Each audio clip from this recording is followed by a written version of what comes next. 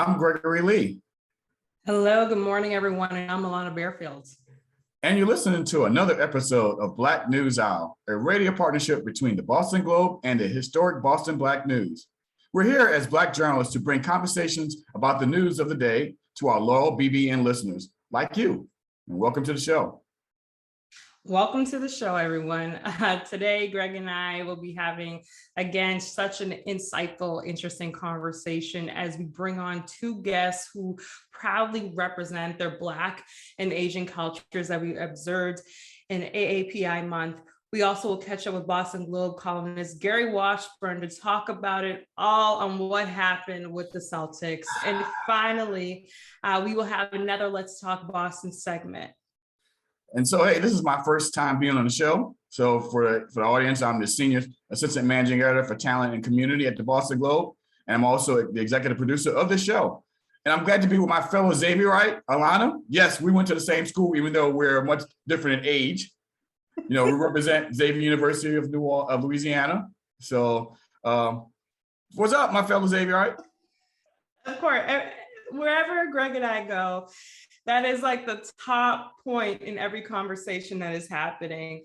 Yes, Greg and I went to the same school, universities, Xavier in New Orleans, and we are proud Xavierites of that institution. And it's really exciting to be able to now co-host with you for this great show. So we also want to not forget about the community, right? So we want to bring you into the fold because we have such an amazing full lineup today, and we want to hear from you also. So if you have any questions at all, feel free to ask by going to your Twitter app and using the hashtag Black News Hour. And for more content like this, or to subscribe to our Black News Hour newsletter, you can visit globe.com/Black News Hour. Well, before we get into the show, we wanted to share celebrate Haitian Flag Day next Wednesday, May 18th. It's a special fundraiser with Lightworks Events and Boston Haitian American influencers. The Black Boston for Haiti event invites you to mix and mingle with Boston's Black professional community at a party featuring live music, local artists, and fashion. All proceeds will benefit Partners in Health, the largest nonprofit mental health agency in Haiti. So visit blackbostonforhaiti.eventbrite.com for more details. We also were able to talk to Amari Paris-Jeffries, and we're going to be playing a short clip from our interview that we were able to talk to him before. He couldn't make the live show, but we're going to be playing that clip momentarily. It was just really great to be able to sit down and talk to him on his background and everything that he's doing for the nonprofit, again, for King Boston. So again, we'll be playing that clip for you. And here we go.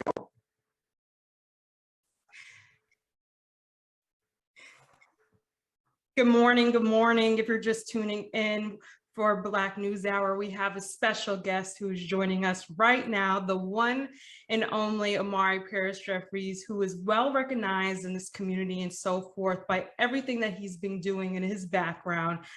He is the executive director of King Boston. Yes, the executive director, who is now aligning his leadership with his likes of Dr. King and Coretta Scott, who, as we all know, are groundbreaking leaders who have led the country where we are today. And you continue to do the work. You have impacted on the access of economic opportunities for communities of color, especially in the African American community.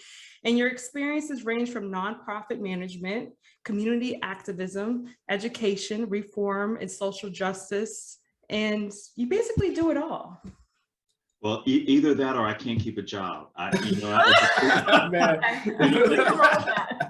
It depends on who I'm talking to. You know, sometimes I'm like, yes, I've done a lot of things, or this brother can't keep a job, so he keeps going to have to do other things.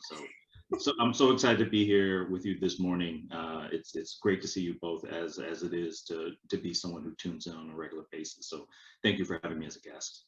No, what I love about you is that your background, you are exactly everything that I've been listing off, is that you don't pigeonhole yourself, right? And if we take a step further, I think we look at your your background of who you are as a Black man, but also have Asian American roots within yourself, that goes a long way too. I mean, for me, I'm Black, but also white. And I think that's how we look at the world. We look at it differently, right? And then so when we look at Black Americans, how throughout, especially with George Floyd, and we see police brutality, and especially the rising incidence of Asian racism, how is it for you to just, the focus on the Black community, the Asian American community, especially marginalized communities? What does it mean for you to be a part of both of these groups? I do feel like I'm in the center and can speak authentically about this experience, being a biracial Black person who has Asian ancestry, who is whose children identify as Latino, as Latina, right? And so there's so many cultures in my house, and I think this common unfortunate thread is that there is also this common history of being marginalized communities in this country. And so, I think many of us have had to be Jack and Janes of all trades, because, we needed to understand the intersection of our communities, where we live, where we can eat, where we can shop for our food, the type of foods that are culturally competent, where can we go to school and learn about our culture and experience our culture. Where can we be around people that look like us, that identify us, and where can we be around people that don't look like us and be safe and feel comfortable?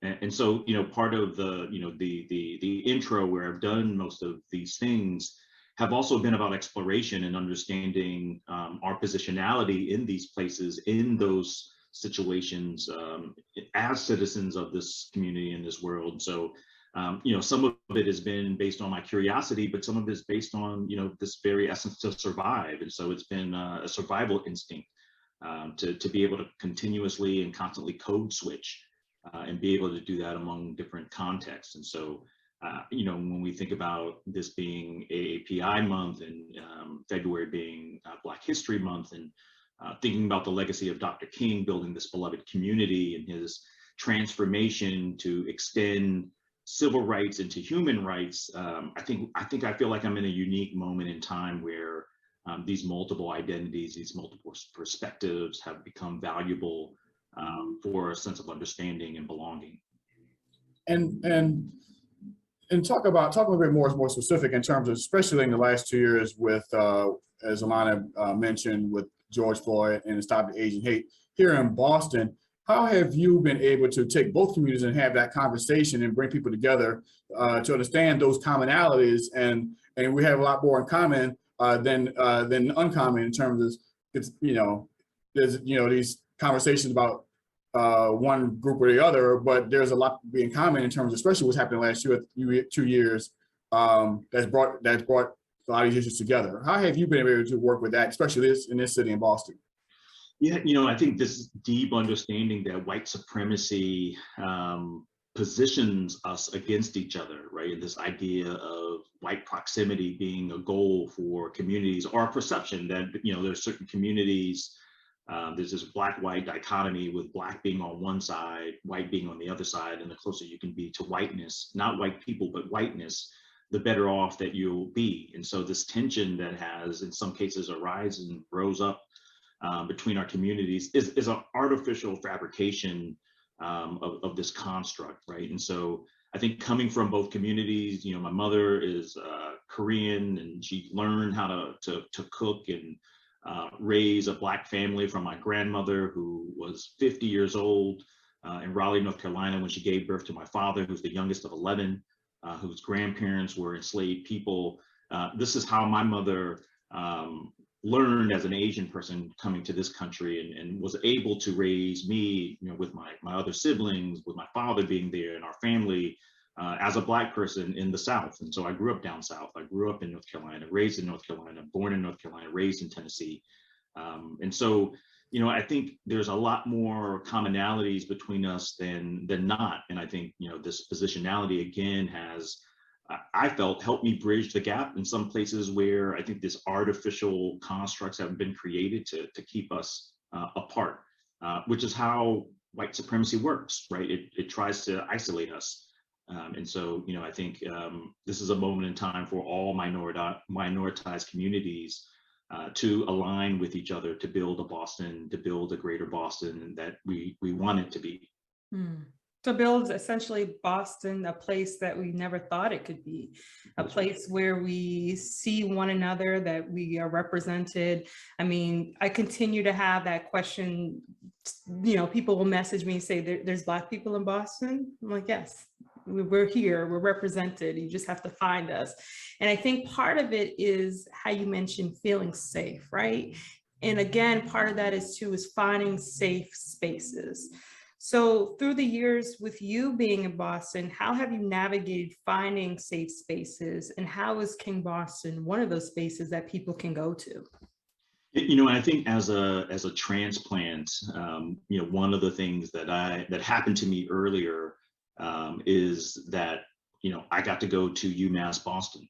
And so UMass Boston is a college or university here that, like most Bostonians, if you're from Boston or if you go to UMass Boston, there's a lot of Black folks who are from Boston that end up as first generation college students that go to UMass Boston. And so my first friends in Boston as an 18-year-old were people from Boston who were raised here. And so, our spring breaks weren't in Daytona, Florida. Our spring breaks could have been in Franklin Park, right? And so our student center, wasn't on a fancy boulevard. Our student center was in somebody's grandmother's backyard. And so that's how I grew up in Boston with folks who were from here. And so that opportunity for most of my foundational friends to be Black folks from Boston gave me an in that I think most outsiders don't have, because they come here as college students or workers, and their relationships aren't rooted in folks who are from Boston. So I feel very fortunate to have that happen. I think as we're building the King Memorial, we understand that monuments and memorials are like trophy cases. Greg and I were talking about our high school reunions being last year and this year. And if you remember in your high school, there was like a trophy case, or there was these mottos painted on the wall in the gym, that let people know that you had won the basketball championship in 1970, whatever it was, right? And so statues and monuments are trophy cases. And so in cities like Richmond and cities like New Orleans, there were trophy cases to white supremacy with these statues of Robert E. Lee and Jefferson Davis and these Confederate generals. They were representatives of values that said who belongs here and who doesn't belong here. And so we're building a statue of Dr. and Mrs. King, not just Dr. King, Mrs. King, and 65 other distinguished Bostonians from 1950 to 1975 in America's oldest public park. And so this statue case in America's oldest park, America's park, is saying, hey, Boston has folks and that everyone is welcome, right? And so we're imagining how we open Boston up post-pandemic with a king, an Embrace Memorial is what it's named, in Boston, honoring 2 Black icons and 65 diverse leaders of our city in America's oldest park. 7 to 8 million people go to that park every single year, visitors and locals. And so that's the statement that we're making. That's the beginning of this safe space conversation that we have. There's anywhere between 5 and 8 Black-owned restaurants in a major city like Boston. And so when you talk about spatial justice and safe spaces, monuments and public spaces are a part of that conversation. Entertainment and liquor licenses and where people of color can go to recreate, right, to unwind is a part of that conversation. Because when you take away Black joy and Black spaces, because there are none, like that's how you harm a community. And so I think we are in a moment where we are understanding that harm to a community also has to be a spatial justice conversation. Of course, we have to talk about education, jobs, economic justice, transportation, but we also have to talk about culture and a culture of welcome and belonging. So the statue, the memorial, is a part of this ongoing dialogue to understand how these things operate in the background that socialize us into culture. And so that's part of the work of King Boston and part of the work of the Embrace Memorial. But I want to give you the opportunity to talk about your big program next month for King Boston. You have a week-long program in June, and I'm looking forward to seeing it. So just tell the viewers about it. Yeah, and and part of our work around cultural representations includes the conference that we're talking about, the Embrace Ideas Festival. And so, like, there's several layers to it. I think one layer is, how do we reposition Boston as the city of ideas and city of belonging? And so, Embrace Ideas is a part of that. The second part of our mission with the festival is that it's a 5-day festival on the week of Juneteenth, right? And so Juneteenth just became a legal federal holiday. And I think many people that don't look like us, that don't tune in sometimes to the show, that look like us, have no idea how they might want to celebrate Juneteenth. Like, how does one celebrate a holiday that centers Black folks, but that is a uniquely American holiday? How do you do it as a white person, or as an Asian person, or as a person from out of the country, an immigrant, or a visitor? How does one celebrate Juneteenth?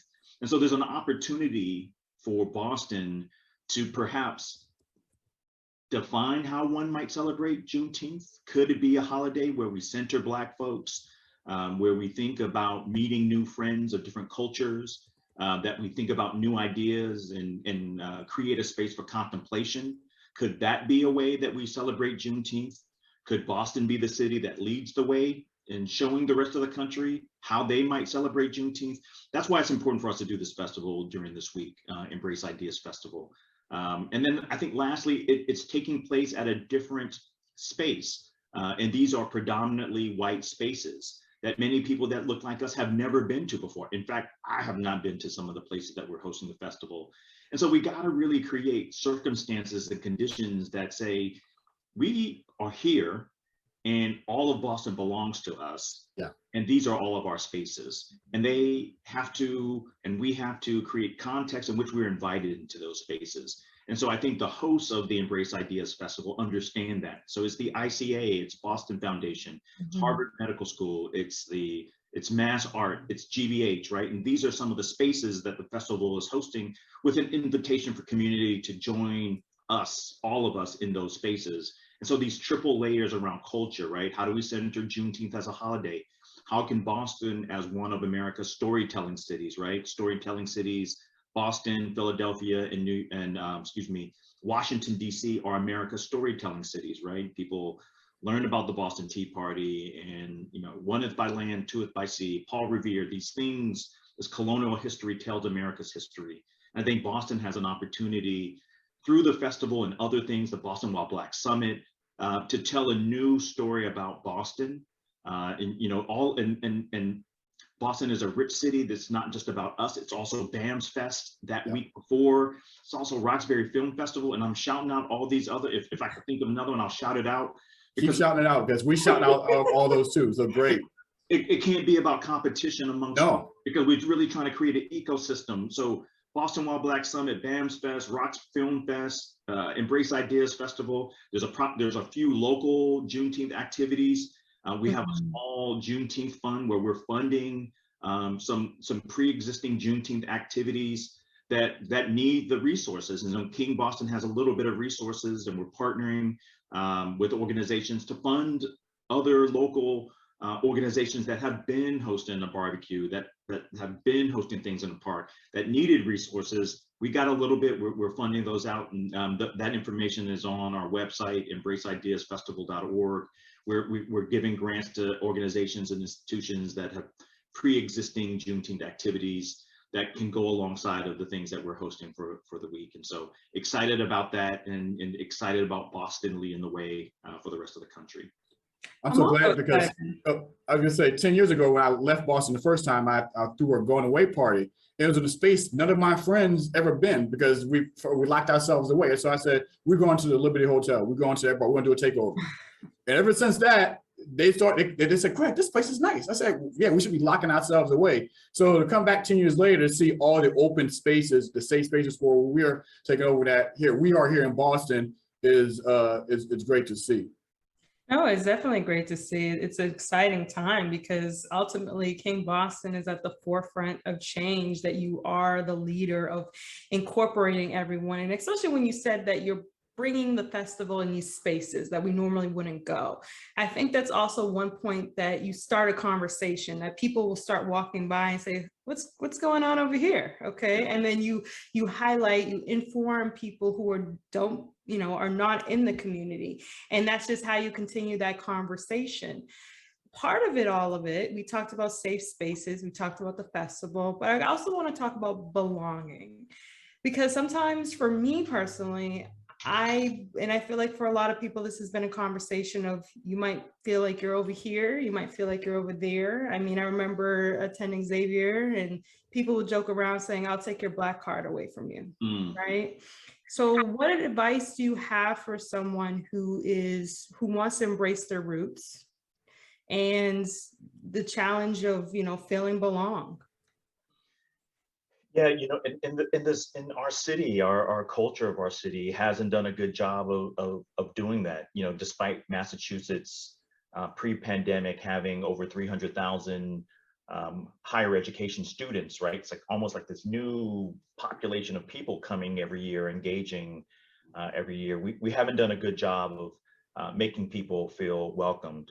Former city councilor Tito Jackson and my friend used to say, every new Bostonian eventually gets a welcome card when they come to town. Like, and some people are like, oh, where's my welcome card?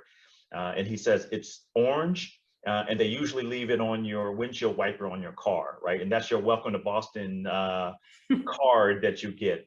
It's usually $45 too, or $65 depending on what time of the day. And so that's how we welcome people to Boston. And so I think, at the emergence of these cultural events, the emergence of these cultural activities that know how to do this, that are partnering with some of the existing institutions, have to be in the forefront. I think the all-inclusive campaign, right? Boston has an image problem as well, have to be in the forefront. And I think we have to imagine and dreamcast a new Boston where people feel welcome when they get here. And I think some of those other organizations, want to shout out BECMA. BECMA hosts a summit in the fall as well. Some of those organizations are doing the work, and I'm just so excited that the emergence of those organizations in this moment is exciting and hopeful to me. It feels like a moment of Black optimism. Mamari, thank you so much for coming on to the Black News Hour this morning. I really appreciate you for taking the time and also just being a leader who wants to see change, because there's leaders out there who are not, they want the title, but they're not doing the work. And it's clear here that you are doing the hard work, and you ultimately want everyone to feel included and to have a safe space. So thank you again. Thank you for having me. And Thank you, my man. Appreciate you. I appreciate y'all too. Thank you so much. Wow, such a great conversation from that clip. And we're going to continue the conversation and bring it in. And Ms. Miller is coming in. Hi, how are you today? As she gets set up, I'll do an introduction of who is our next guest. Again, really breaking down this conversation. We're going to continue our segment, and joining us this morning is Kibby Miller. She is a senior digital brand marketing manager at Converse, which Converse is under the Nike Incorporation. She's a founding member of CLLCTV.us, a Boston-based Black-owned creative and experience agency. She's also born and raised in Mattapan. She is a former Metco alumna. For people who do not know what Metco is, it's the Metropolitan Council for Educational Opportunity. She's also a graduating from Belmont High. She's currently pursuing an MBA in her alma mater, Bentley University, where she graduated with a Bachelor of Science in Marketing and Bachelor of Arts in Media. Her family owned and operated a few restaurants in the Cambridge and Newton area for over 25 years. That's a long time. And you can catch her around the city grabbing a bite. So thank you so much for joining us today. Thanks so much for having me. Really appreciate you, Kibi, for joining the conversation. And I really want to dive into more of your background of how you went from, you worked for Clark's, the shoe company also, and then, you now work for Converse. How has those conversations been going when you are the brand marketing manager when it comes to representation, especially from given your background? Yeah, I'd say, starting my career off in the footwear industry in my profession, I would say I was definitely the only person that looked like me, which is no surprise and no, um, I'm used to it. I feel like growing up and going to school in a predominantly all white community, I was kind of used to being the only one that looked like me. So definitely had some practice the school in predominantly white communities. And I would say now, um, I'm able to work with people that look like me, which is definitely a great feeling to have. What do those conversations look like when you're at the table and you're bringing up different ideas? I mean, for me, when I look on TV and I see all these different commercials, what brings me so much joy is, like, for instance, Serena Williams, right? And we see her daughter, and it's kind of, of course, Serena is this huge role model for the world as being a Black woman, especially what we've seen with King Richard, getting more of a background of them.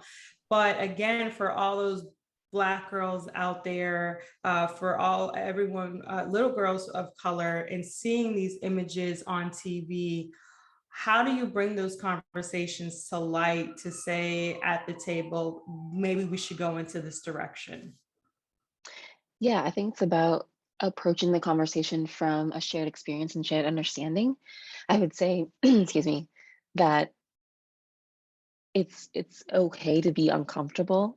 I think a lot of people shy away from wanting to sign up for things that make people feel uncomfortable. And so whenever I'm at the table and afforded those opportunities to have those conversations, I want to make sure that I'm presenting voices of people that look like me.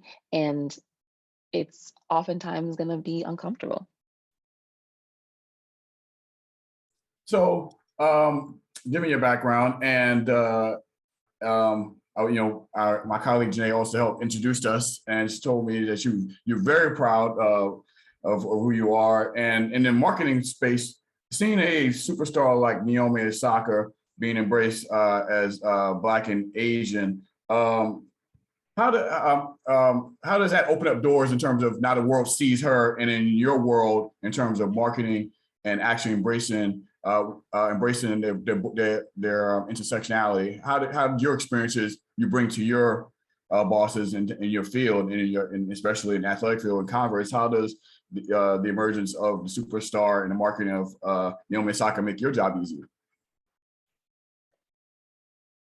I would say it definitely helps, have those conversations. She's definitely a shining light and a great example of someone who is highly successful in her career and profession, while also having, the grace to be able to have those interviews and interact with media on the highest level. I would say taking it a step down, a lot of my work involves working with, people in, I would say, direct one-to-one in the community. So a lot of things that I'm focused on are about uplifting folks, emerging artists, emerging talent, people that kind of haven't reached that pinnacle level yet. So I would say it does make it easier from that standpoint, because there is a shining example to look upon and say, like, hey, this is what you can achieve. But I would say a lot of my efforts are focused on bringing those people along for the ride and bringing people up. So I think for me, yes, it's great to have examples of folks who are in the positions that they are, and given the backgrounds that they have. But I'd love to have examples of folks who are, maybe a little bit less glorified in their careers. And so yeah, I would say definitely looking for those emerging folks as also examples that we can look up to. Yes, representation matters. I know people always. I asked the question yesterday when I came up in this industry.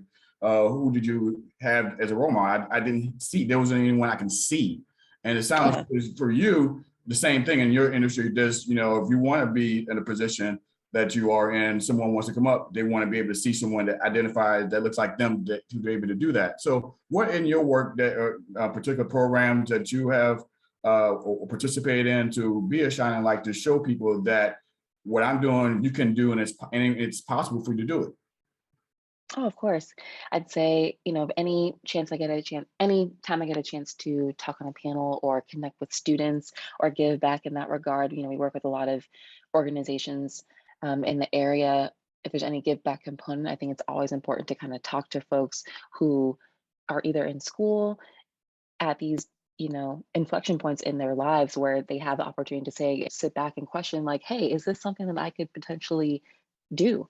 I think it's really about trying to connect with folks that are younger than you, especially, again, at those pinnacle points those inflection points in their lives, like if you graduate, if they want to go to college, if they're graduating college themselves and trying to figure out their first job. I think it's really about just talking with folks to let them know that, hey, this is an opportunity, this is a path for you, if it's something that you want to do.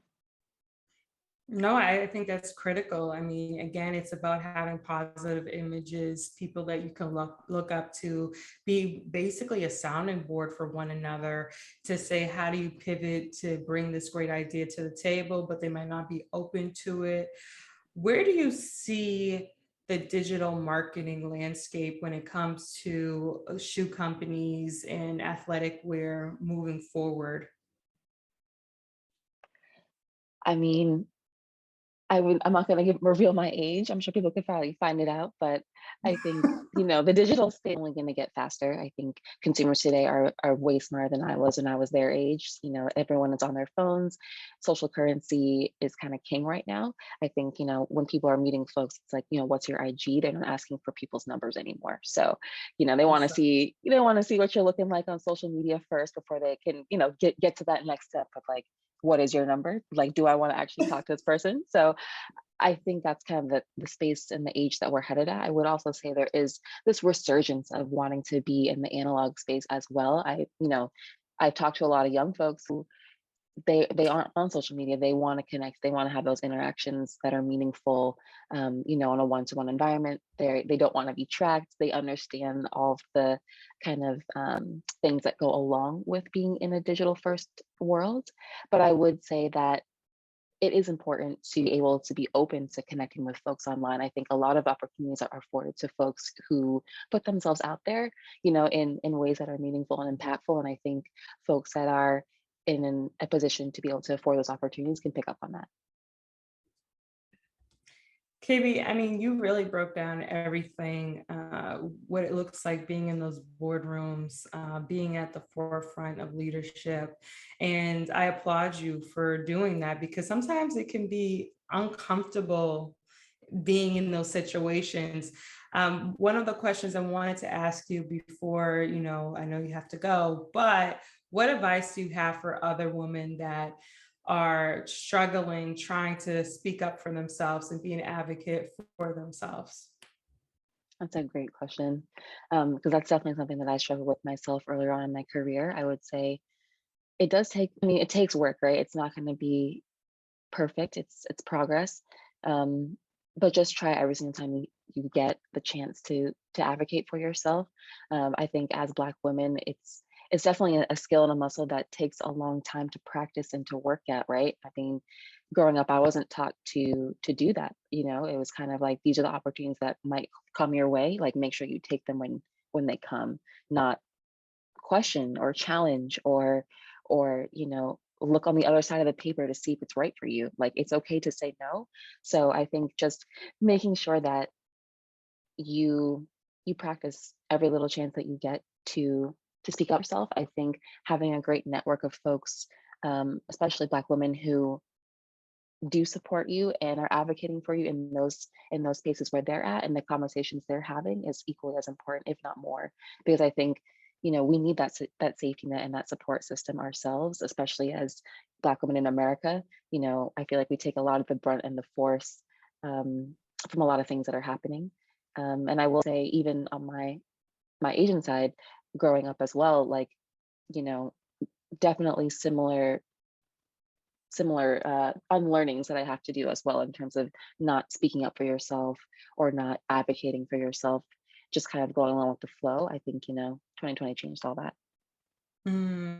It's definitely a journey. No matter how old you are, you're continuing to evolve and be the best person that you can be. Kibbe, thank you so much for joining the Thank you show for today. joining us. Thank you. Of course. Thanks for having me. I really appreciate it. Appreciate it. Have a great Friday. It's a great day out Me there. too. I know. Happy Happy, happy Friday, y'all. Happy Friday. Okay. Bye. Wow. That was a great conversation, and just two great guests to start the show. And we're gonna keep the train rolling, and we're going to have another great guest in. The Boston Celtics missed out on a golden opportunity in Wednesday's Game 5, blowing a 14-point fourth quarter lead at home. Now and today, they're looking to force a Game 7 when they go back to Milwaukee against the defending champs. So joining us today is Boston Globe sports columnist and NBA expert, and my friend, Gary Washburn. What happened, man? What's up? That's like the biggest question everybody's asking on social and conversation. What happened, man? What happened? Just tell us what happened. Well, Greg, I see you never have a problem being loud and typical Greg in the morning time. You ain't got no morning voice. No morning voice, man. None. No I go morning full voice. bore when I wake up in the morning. What happened the other night is they basically, kind of tried to take the air out of the ball when they had a nice lead. And it's one of those situations where it was a Murphy's Law thing. Everything that could have went wrong. Milwaukee hit every big shot. They were 6 for 6 from the 3-point line in the fourth quarter. Giannis hit a three. Giannis, before hitting a 3-pointer late, was 3 for 20 from the 3-point line. He just hits one right off an offensive rebound. And that was another issue, the offensive rebounds, just inexcusable, not getting the ball after a missed shot, allowing Milwaukee second chances. I think Milwaukee took 13 more shots. So it was just a whole methodical breakdown of everything they had done in the first 3.5 quarters. And I'm sure Celtic fans, they've had fourth quarter issues in the past, especially last year with Brad Stevens and in that year that they went to Eastern Conference Final in the bubble. But this was something that was quite demoralizing. So it'll be interesting to see tonight how they come out, whether they'll lay down and be like, you know what, we don't have it, or whether they play, give 100%, come out fired up and try to steal one in Milwaukee and bring it back to Boston. I think that's a great point that you just made, Gary, about being fired up and not letting that fire go out, because that's exactly what happened. Like Greg and I was talking earlier, and ultimately the Celtics got comfortable. They said, we're up 14 points. We got this in the bag. We can relax. And that's when they swooped in and said, I'm stealing this fourth quarter. What do they have to do ultimately? I mean, of course, win, but strategically out there, what do they need to do regarding mindset, regarding putting in key players and so forth? Well, they have to just play with poise. They can't fall behind, 18-3. They have to start fast. They have to punch first.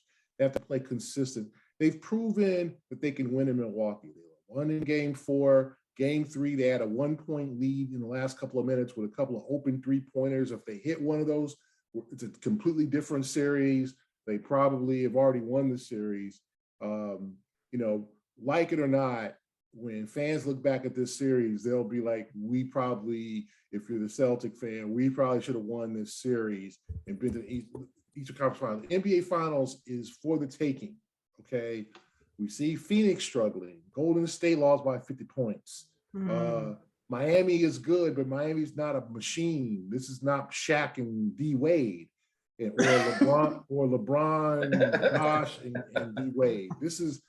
It's here for the taking. And I think if you're the Celtic fans, especially, if you look at the few years that they went to the Eastern Conference Finals, they ran into LeBron. They just couldn't get over LeBron. I remember that Game 7 they lost at home in the NBA Finals, Eastern Conference Finals to LeBron, where when I went to the finals, it was the last battle between Cleveland and Golden State. Everybody was like, wow, we were thinking the Celtics going to make it. We want the Celtics.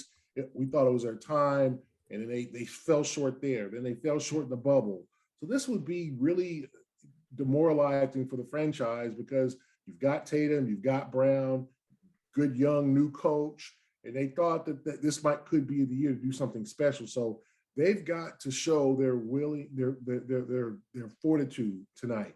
Come out strong, play good defense. Hopefully they get Robert Williams back to help out. We'll see. We'll probably hear more about that this morning, or if not this afternoon, about his status. I think it's kind of hurt them that he hasn't been around, because look at all those offensive rebounds. You know, if he's there, they don't get those, some of those. So just come out with that fire and fortitude. I think it's all mental. Like, I think they're just as talented as a team as the Bucks. The Bucks, though, have that championship medal. It's hard to beat a champion, right?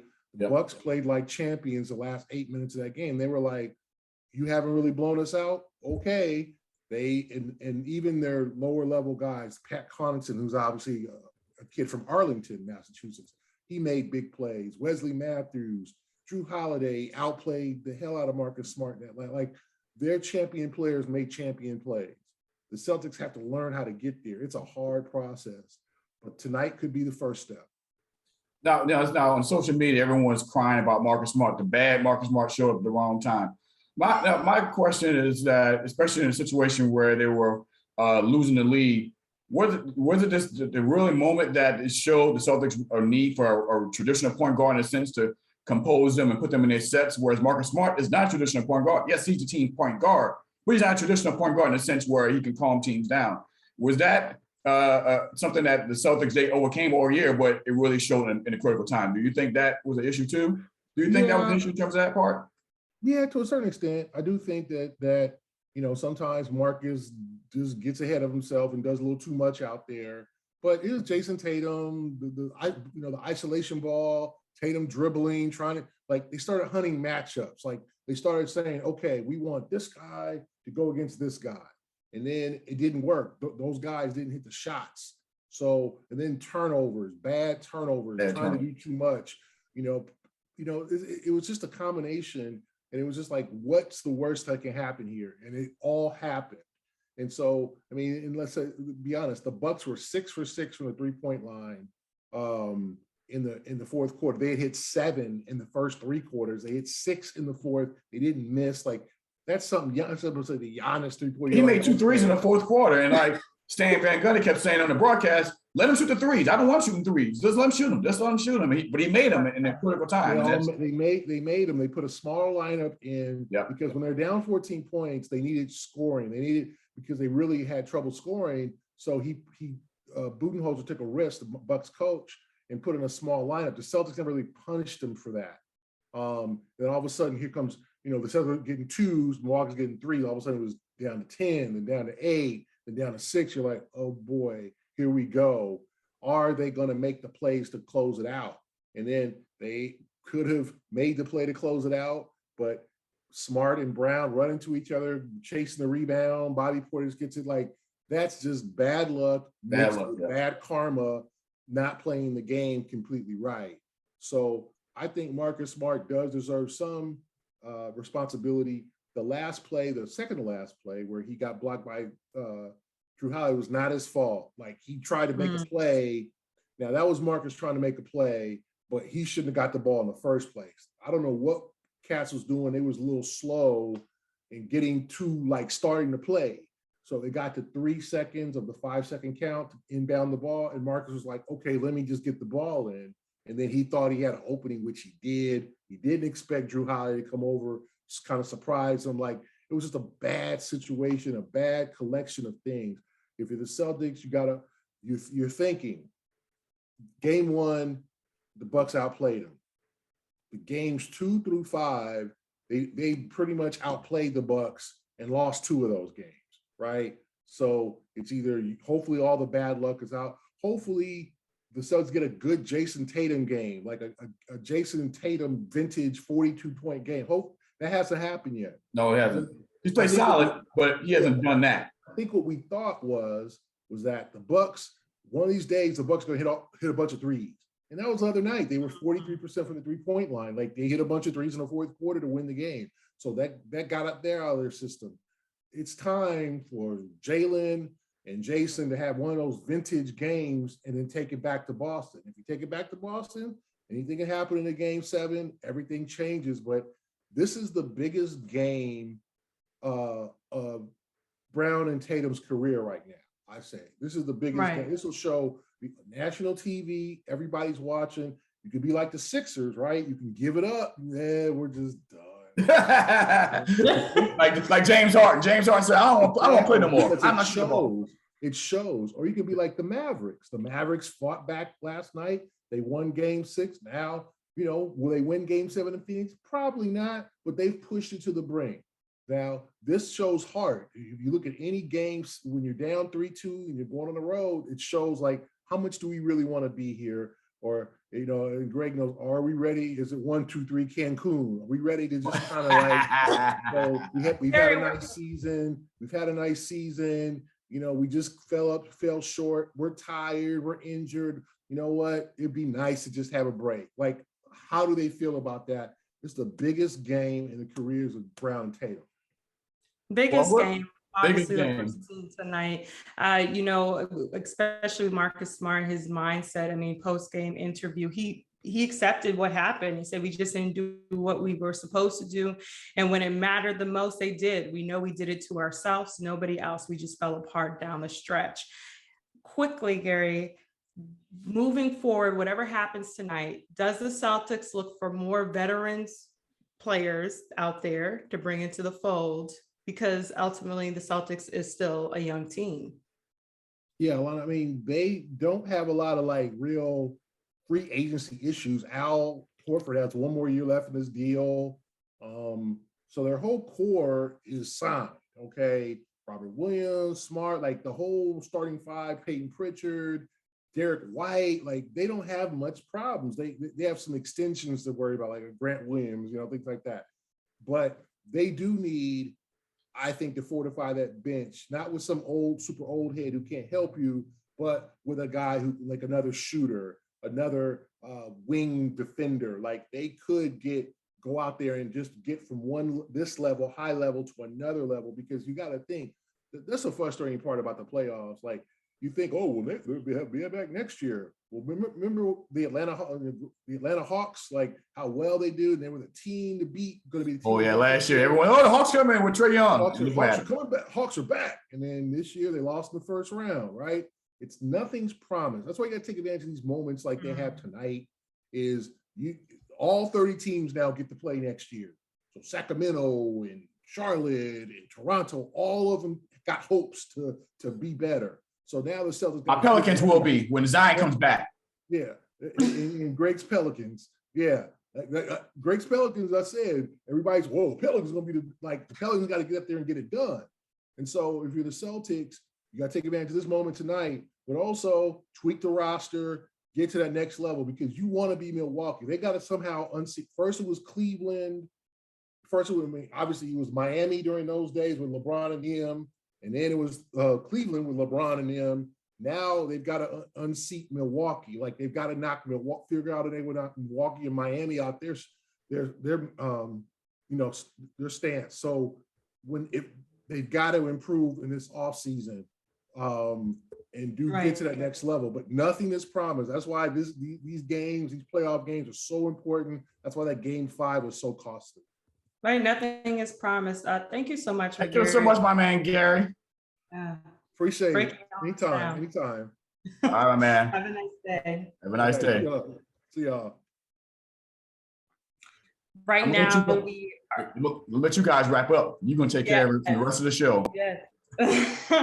Right now, we're talking to some of the key people with King Boston. We're going to continue with our segment called Let's Talk Boston, which is really critical. And we just wanted to highlight people who are doing the work in the background for King Boston. We are talking to Camila de la Vega Maldonado, King's Boston executive assistant, and she also works on special projects with a nonprofit. So welcome. Thank you for joining us today. Hello, good morning, buenos dias. How are we?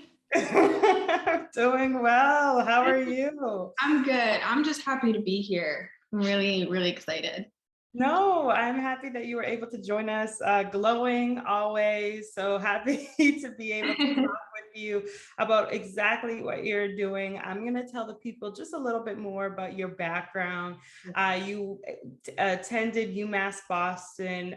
You have always been an advocate for the community, especially when it comes to, biological, queer, poor, indigenous, and Black, the community. And also that you have a background that you were able to work with the Baker administration and help out with them. So I kind of just want to talk a bit more about with King Boston right now and why it's important for you to be working with this nonprofit, especially in 2022. Absolutely. And I just want to take the time to also thank you for elevating, like, maybe what folks kind of can see as people working in the background, right? Like, I think that's an important story that needs to be shared. For me personally, to be working with King Boston is, King Boston's work is so deeply braided into what legacy is. And for me, to be at King Boston feels like a manifestation of what, ancestral work might mean to me. It feels aligned with the values of, working against, not against, or working to unlearn, working to undo the, systems of systemic racism, patriarchy, white supremacy that continue to exist today as they did for my ancestors, and of course, like, the lineage of Dr. MLK and Coretta Scott. Right. No, it's important because, we talk about MLK, we talk about Coretta Scott, but when we learn about them in history books and we, look at what they've left behind, but it's not that long ago. Like, it's really not. And that's the scary part of it all. Is that we still, as a country, as a nation, that we still have a lot of work to do. For you, being on the younger side, for being on the perspective of everything with King Boston, what do you think millennials and the Generation Z need to do better? Because again, we live in this social media space and somebody might start a campaign using a hashtag, but that's it. They're not doing the actual grunt work in the community, being out there, going to City Hall, putting in X, Y, and Z. Yeah, absolutely. I think about my generation. I think about even generations, Gen Z. Some of those folks are just born in the 2000s. I'm a 1995 baby, so I'm like, people were born in the 2000s. That's crazy. But Coretta and Dr. MLK, they were in their early 20s when they met here. Like, your brain isn't even fully developed. They were in their early 20s, completely steering movements. Making maybe conscious or unconscious decisions to use their love as the foundation, as the seeds, as the soil for what their work in the rest of the country would be, what their undoing, what their work would be. And so when I think of what we could do better, it's also, I think, a lot about what we could not do, what we could step away from, what could we refrain from. And I think that this is a time, at least for me, to go back to elders, to listen to elders, to listen to those of the shoulders who I'm on. For example, literature, particularly like literature, right? At King Boston, there's there's books we have to read. There's intense education that we have to know in order to step into these spaces, and not just of Boston, but also the larger grand scheme of this work. No, again, there's so much work to be done, and that's why King Boston again is at it's such a pivotal time where people can lean on towards this nonprofit, be able to enter the safe space. And again, I think more of the food for thought is having this cross-community collaboration and solidarity with one another, that you're not in this alone. You can lean on one another. You can be a sounding board for one another. Talk to me a little bit more about that. Yeah, I mean, when I have the opportunity to step into King Boston, and even the opportunity to like come on Black News Hour, right? I'm a person who's not Black, right? I'm mestiza. I'm of mixed descent, and my story is that I arrived here of the love of my parents, who are also like of separate descents, of separate racial groups, and so when we think about solidarity, I'm like, I have, that's required of me. I need to have that empathy. I need to have, I need to know where I stand. And when we think about King Boston's work, particularly, had it not been for, folks who, the founders, Reverend Liz Walker, Reverend Jeffrey Brown, Paul English, who were able to come together, right, have that solidarity and that cross-community collaboration, we wouldn't be able to tap in and create, spaces of cross-community collaboration like the Embrace Ideas Festival, right? Like to create emblems, physical structures, such as the Embrace Memorial that physically will literally represent what solidarity and cross-community collaboration look like. So imagine that outreach, imagine that like, come here, imagine that like, come here on a larger scale across the city. You know what I'm saying? Like, yeah, you feel good. That exactly, like it feels good. And so that's the 2030 goal. to feel good with one another. To feel good with one another and knowing that you feel accepted, and that's what King Boston is all about.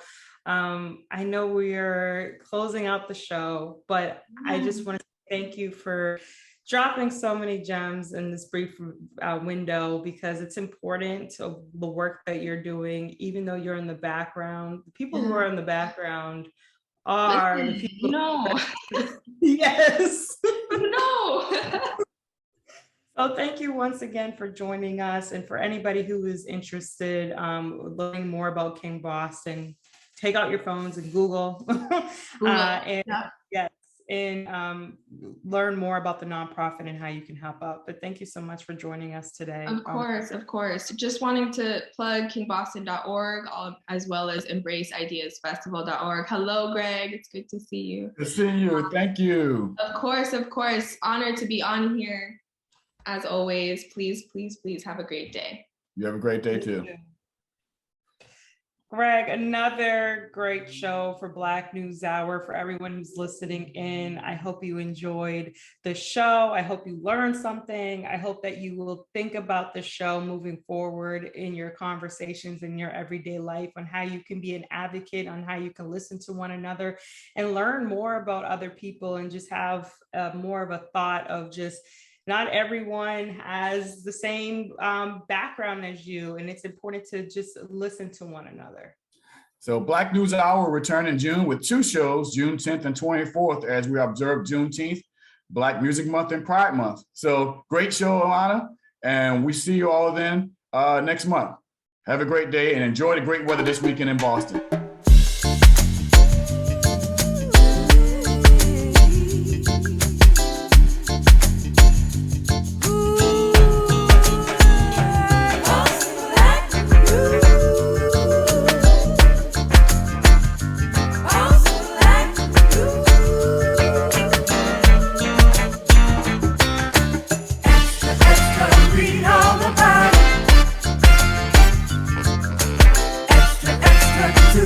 To see